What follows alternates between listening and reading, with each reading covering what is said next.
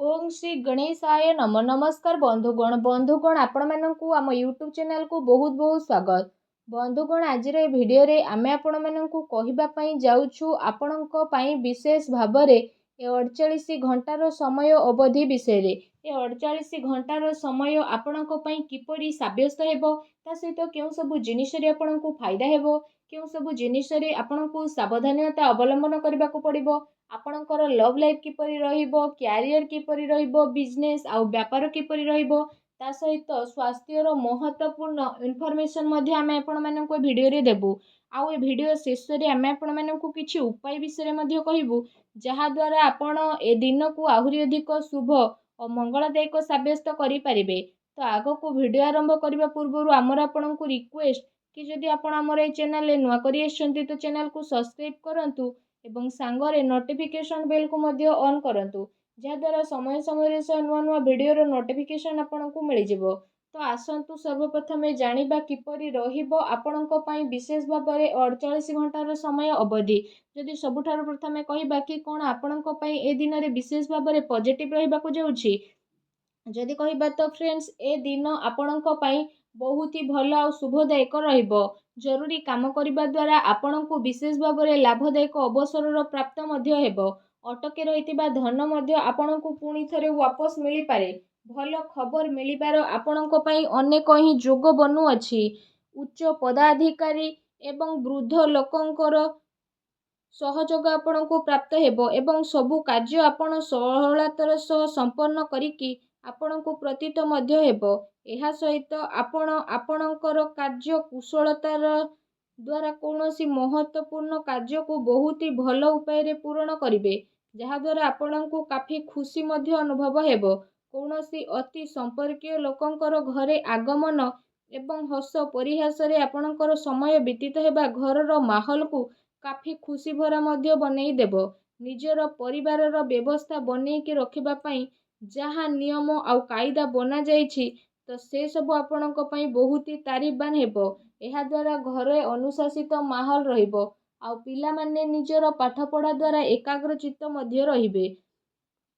आपण आपणकर daily life रु बाहरी किछि नुआ करिबा पई चेष्टा करिवे जहा द्वारा आपणकर मानसिक आउ शारीरिक थकापण मध्य दूर हेबो आउ नुआ ऊर्जार प्रभाव आपण आपणक भितरे अनुभव मध्य करि नेबे।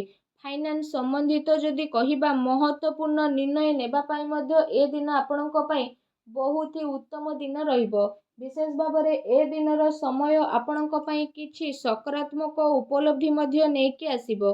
निजर महत्वपूर्ण कार्य को निभेइबारे आपण आपणकर विशेष भाबरे पूरा ऊर्जा लगेइबे। आपणक प्रयास अवश्य ही सफल हेबो।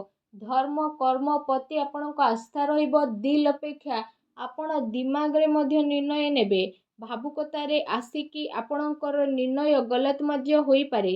शेयर मार्केट आउ निवेश ए सबु संबंधित कार्य रे आपणक पई लाभदायक परिस्थिति एबे उत्पन्न मध्य हेबो जहा द्वारा आपणक मन बहुत ही प्रसन्न रहिबो। ता सहित आसंतु जानिबा आपणक पई कोन नेगेटिव रहिबो।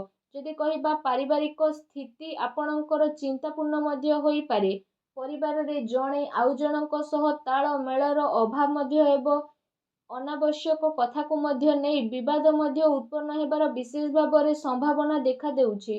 कोनोसी प्रकारर मनरे भ्रम उत्पन्न हेबा द्वारा जणे आउ जनक सह लड़ाई झगड़ा मध्य हेबो। ता सहित पिलांकर कोनोसी नकारात्मक गतिविधि कारणरू आपनको चिंता आउ क्रोध भली भावना मध्य विशेष भाबरे उत्पन्न हेबो। किंतु से सबु भूल को आपण ठीक करबा पई विशेष रूप रे चेष्टा करंतु। एहा द्वारा आपणक स्थिति रे शीघ्र ही सुधारता देखिबा को मिलिबो। ता सहित आपण काहा उपरे विश्वास करिबा पूर्वरु सबु स्थिति उपरे भल भाबरे विचार विमर्श करि नियंतु। आपणकर भावुकता आउ उदारतार लोक माने फायदा मध्य उठेई पारंती। फ्रेंड्स को सहित अधिक मेल मेलाप केवल आपणकर समयर बर्बादी करि देबो। तेणु ध्यान रखंतु कौनसी निर्णय को नेबारे बहुत अधिक समय लगेबा हातरे आसीतिबा उपलब्धि को दूर मध्य करि पारे। निजर बाणी आउ जिद्दी स्वभाव को आपण नियंत्रित रखंतु। मामु घर पक्षक द्वारा कौनसी प्रकारर भूल बुझामणा मध्य आपणकर होई पारे। आपणकर प्रतिद्वंदी आपणक विषय रे କିଛି ଭୁଲ ଆଖୁଆ ମଧ୍ୟ ଫେଲେଇ ପାରନ୍ତି, ଯେଉଁ କାରଣ ପାଇଁ ପଡ଼ୋଶୀ ଫ୍ରେଣ୍ଡସ୍ଙ୍କ ସହିତ ଆପଣଙ୍କର ସମ୍ବନ୍ଧ ମଧ୍ୟ ଖରାପ ହେବ। କୌଣସି ବି ପରିସ୍ଥିତିକୁ ଆପଣ ଶାନ୍ତିପୂର୍ଣ୍ଣ ରୂପରେ ବୁଝାନ୍ତୁ। କ୍ରୋଧ କରିବା ସମସ୍ୟାକୁ ଆହୁରି ଅଧିକ ବଢ଼ିଦେବ। ତ ସେଥିପାଇଁ ନିଜର କ୍ରୋଧ ଉପରେ ସଂଯମତା ରଖନ୍ତୁ।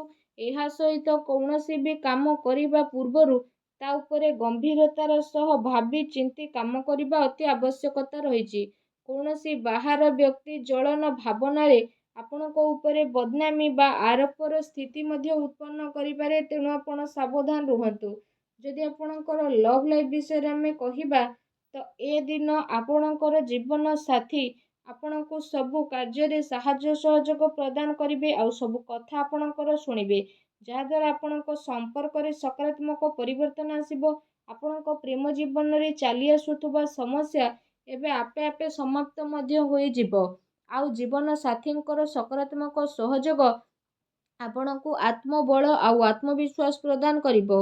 ଆପୋଷିକ ସମ୍ବନ୍ଧରେ ଆହୁରି ଅଧିକ ଘନିଷ୍ଠତା ଦେଖିବାକୁ ମିଳିବ। ପିଲାଙ୍କର କିଲକାରୀ ସମ୍ବନ୍ଧିତ ସୂଚନା ମିଳିବା କାରଣରୁ ପ୍ରସନ୍ନତାପୂର୍ବକ ଘରେ ବାତାବରଣ ରହିବ ଏବଂ ପ୍ରେମ ସମ୍ବନ୍ଧରେ ଆହୁରି ଅଧିକ ଗମ୍ଭୀରତା ଦେଖିବାକୁ ମିଳିବ। ବୈବାହିକ ସମ୍ବନ୍ଧ ଠିକ୍ ରହିବ ଆଉ ପାରିବାରିକ ମାହୋଲ ଖୁସି ଭରା ରହିବ। କୌଣସି ପୁରୁଣା ମିତ୍ରଙ୍କ ଦ୍ୱାରା ମିଳିବା କାରଣରୁ ଯାତ୍ରା ସୁଖଦପୂର୍ଣ୍ଣ ରହିବ। ତା ସହିତ ଏ ଦିନ ଆପଣଙ୍କ ପ୍ରେମ ଜୀବନ ପାଇଁ ବହୁତ ହି ଭଲ ଦିନ ମଧ୍ୟ ରହିବ। ଏ ଦିନର ଆପଣଙ୍କୁ ଅବଶ୍ୟ ହିଁ ଲାଭ ଉଠାଇବାର ଅଛି। ଆସନ୍ତୁ ଜାଣିବା ଆପଣଙ୍କ ବ୍ୟବସାୟ ଆଉ କ୍ୟାରିୟର କିପରି ରହିବ। ଯଦି କହିବା କାର୍ଯ୍ୟ କ୍ଷେତ୍ରରେ ଆପଣଙ୍କର ଅତି ଆବଶ୍ୟକତା ରହିଛି, କାରଣ ଟିକେ ବି ଭୁଲ ବୁଝାମଣା କାରଣରୁ ମହତ୍ତ୍ୱପୂର୍ଣ୍ଣ ଅର୍ଡର ଆପଣଙ୍କ ହାତରୁ ବାହାରି ଯାଇପାରେ। ଚାକିରି ପେଶା ବ୍ୟକ୍ତି ବିଶେଷଙ୍କୁ ଧୈର୍ଯ୍ୟ ବନେଇକି ରଖିବାର ଆବଶ୍ୟକତା ରହିଛି, କାହିଁକି ନା ତାଙ୍କ ଉପରେ କାମର ଅଧିକ ବୋଝ ରହିବ ଏବଂ କାର୍ଯ୍ୟକ୍ଷେତ୍ରରେ କିଛି ନୀତିରେ ପରିବର୍ତ୍ତନ କରିବାର ଆପଣଙ୍କ ଆବଶ୍ୟକତା ରହିଛି। ସହଯୋଗୀ ଆଉ କର୍ମଚାରୀଙ୍କ ଗତିବିଧିକୁ ନଜରଅନ୍ଦାଜ ଆଦୌ ବି କରନ୍ତୁ ନାହିଁ। ଆପଣଙ୍କ ପିଠି ପଛରେ ଆପଣଙ୍କୁ କେହି ନୋକସାନ ପହଞ୍ଚାଇବା ପାଇଁ ଚେଷ୍ଟା କରିପାରେ। ସାଝେଦାରୀ ବ୍ୟବସାୟରେ ମାର୍ଗଦର୍ଶିତା ରଖିବା ଆପଣଙ୍କ ପାଇଁ ଅତି ଆବଶ୍ୟକତା ରହିଛି। କୌଣସି ପ୍ରକାରର ଅନୈତିକ କାର୍ଯ୍ୟକୁ କରିବାଠାରୁ ଦୂରେଇ ରୁହନ୍ତୁ, କାରଣ ଏହାର ଖରାପ ପ୍ରଭାବ ଆପଣଙ୍କର ମାନ ସମ୍ମାନ ଉପରେ ପଡ଼ିପାରେ। ସେଥିପାଇଁ କୌଣସି ଅଜଣା ବ୍ୟକ୍ତିଙ୍କ ସହ କୌଣସି ଡିଲ୍ ଫାଇନାଲ ଆପଣ କରନ୍ତୁ ନାହିଁ। ଏହା ଆପଣଙ୍କ ପାଇଁ ବହୁତ ହି ଭଲ ରହିବ। ଏହା ସହିତ କାର୍ଯ୍ୟକ୍ଷେତ୍ରରେ ଚାଲି ଆସୁଥିବା କୌଣସି ପ୍ରକାରର ପ୍ରୋବ୍ଲେମକୁ ଆପଣ ଶାନ୍ତିପୂର୍ଣ୍ଣ ରୂପରେ ସୁଲଝେଇବାର ଅତି ଆବଶ୍ୟକତା ରହିଛି, କାରଣ ଏହା ଦ୍ୱାରା ଆପଣଙ୍କ ଆବଶରେ ଆସି ପରିସ୍ଥିତି ମଧ୍ୟ ବିଗିଡ଼ିପାରେ।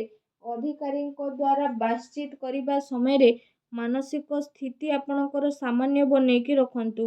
ଏହା ସହିତ ଏ ଦିନ ମାର୍କେଟିଂ ସମ୍ବନ୍ଧିତ କାର୍ଯ୍ୟ ଆଉ ବାହାର ଗତିବିଧିରେ ଆପଣଙ୍କର ବ୍ୟତୀତ ହେବ। ଚାକିରି ପେଶା ବ୍ୟକ୍ତିଙ୍କୁ ନିଜର ଟାର୍ଗେଟ ପୂରା ହେବା ଦ୍ୱାରା ପ୍ରମୋସନ ମଧ୍ୟ ମିଳିପାରେ, ଯାହାଦ୍ୱାରା ତାଙ୍କ ମନ ବହୁତ ହି ପ୍ରସନ୍ନ ରହିବ। ଆସନ୍ତୁ ଜାଣିବା ଆପଣଙ୍କର ସ୍ୱାସ୍ଥ୍ୟ କିପରି ରହିବ। ଯଦି ବିଶେଷ ଭାବରେ କହିବା, ଆପଣଙ୍କୁ ଏସିଡିଟି, ଗ୍ୟାସ୍ ଭଳି ସମସ୍ୟା ମଧ୍ୟ ଉତ୍ପନ୍ନ ହୋଇପାରେ। ଏମିତିରେ ନିଜର ଖାଦ୍ୟପେୟ ଉପରେ ଆପଣ ସଂଯମତା ବନେଇକି ବିଶେଷ ଭାବରେ ରଖନ୍ତୁ। ଏହା ସହିତ ନିଜ ସ୍ୱାସ୍ଥ୍ୟକୁ ଆହୁରି ଅଧିକ ଭଲ ରଖିବା ପାଇଁ ଆପଣ ପ୍ରତ୍ୟେକ ଦିନ ଯୋଗ କରନ୍ତୁ, ବ୍ୟାୟାମ କରନ୍ତୁ, ସୂର୍ଯ୍ୟଙ୍କୁ ଜଳ ଅର୍ପଣ କରନ୍ତୁ। ଦେଖିବେ ସମୟ ଆପଣଙ୍କ ପାଇଁ ବହୁତ ହି ଶୁଭ ଆଉ ମଙ୍ଗଳଦାୟକ ସାବ୍ୟସ୍ତ ହେବ। ଭିଡ଼ିଓ କେମିତି ଲାଗିଲା କମେଣ୍ଟ କରିକି ଜଣାଇବେ। ଚ୍ୟାନେଲରେ ନୂଆ ଆସିଲେ ଚ୍ୟାନେଲକୁ ସବସ୍କ୍ରାଇବ କରିବେ। ଧନ୍ୟବାଦ।